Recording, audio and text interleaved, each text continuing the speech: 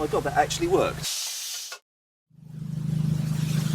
So, one of the things I was shown recently that I haven't actually tried myself, so this could be entertaining, is making cordage from stinging nettles. And one of the things that we've got here at the Bushcraft Show in great profusion is many, many stinging nettles. Now, I've always had a bit of a hate-hate relationship with them.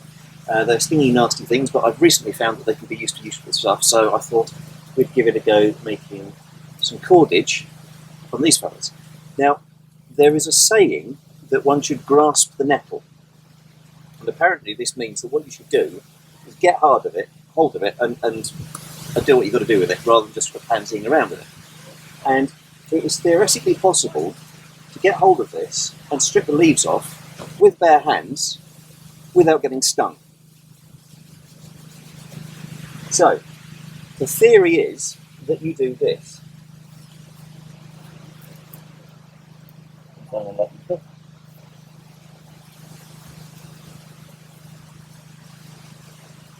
So you tease off the edge first of all, so you're basically pulling your hands up quickly like that to get rid of the spikes off there. And when you've done that, you should just, whoo! My god, that actually worked.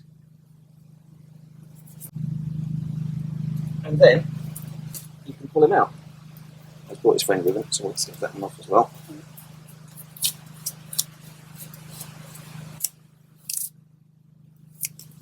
Well, I wouldn't believe that worked. I think I got a little bit on the back of the knuckles there because I was a bit not quite vicious enough with it.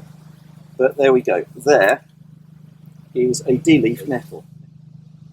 The bit that we want is this layer on the outside, which is full of very long fibres. And in order to do that, you need to crush it first of all.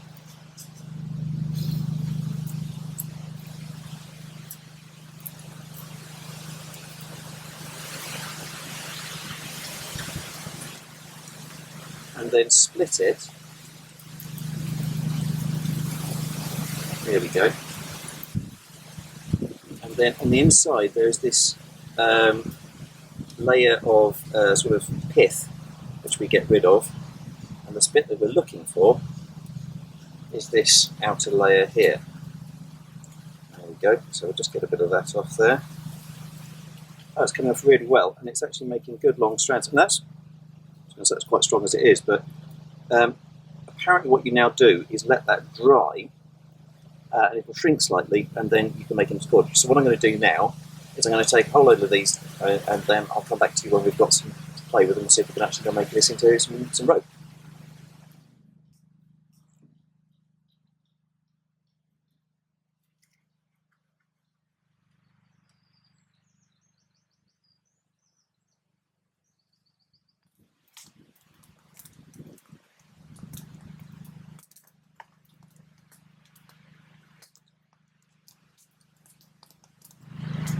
Okay, so you can see here now we've got all the fibres from the outside of the nettles stripped down, and they're about the same thickness. I mean, there's quite a lot of difference in some of them, obviously, and someone that was expert at this would be able to do a much finer job at actually grading them.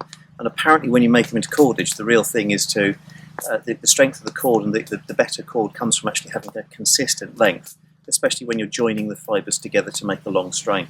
But as I say, it's the first time I've really done this properly, so lots to learn and an awful lot to go wrong. So let these dry out for a bit by the fire, and just let them just come get some of the moisture out of them, and then we'll try turning them into some cordage and see what happens.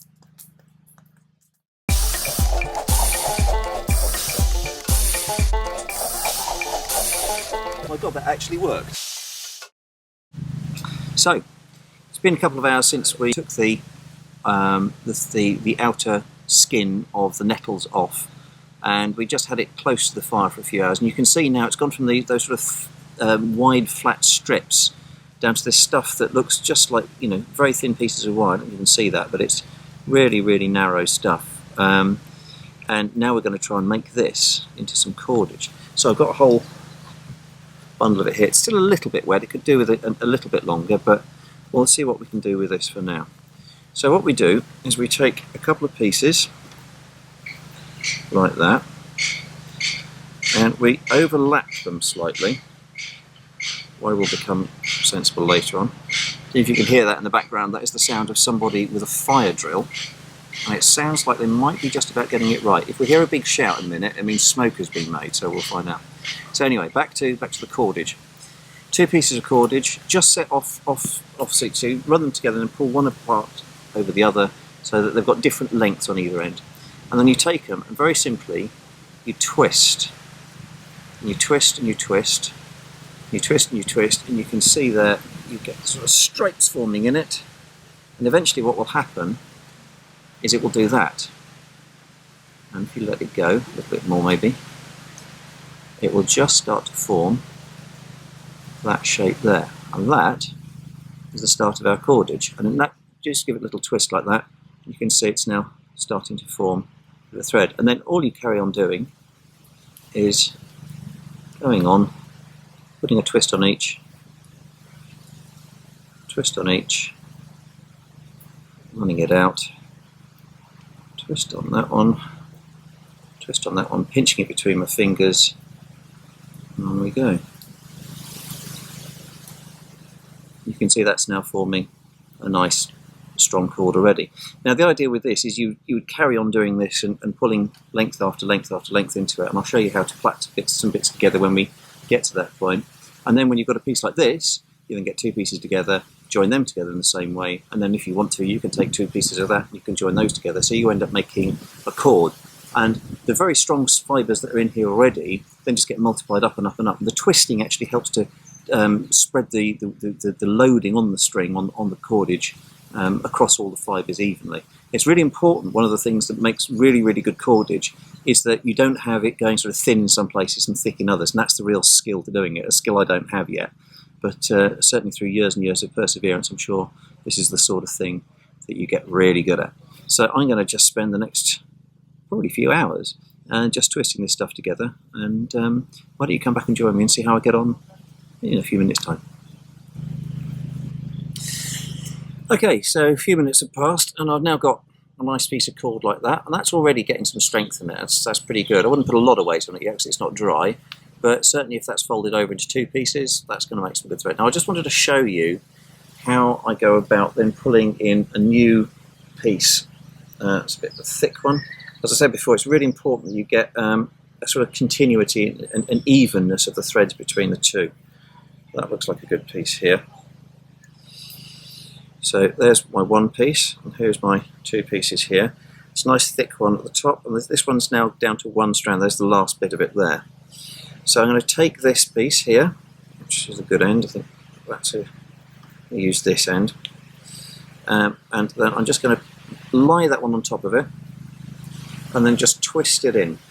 Twist on the bottom, pin it with my fingers, keep that bit out of the way, twist it on the top, roll them together. And what you'll see happen is that this bit is now incorporated into that weave, and afterwards I can just go and clip them off, and that'll be fine. So just carry on as normal, twist, twist, let it roll through, twist it in, let it roll through, and on we go.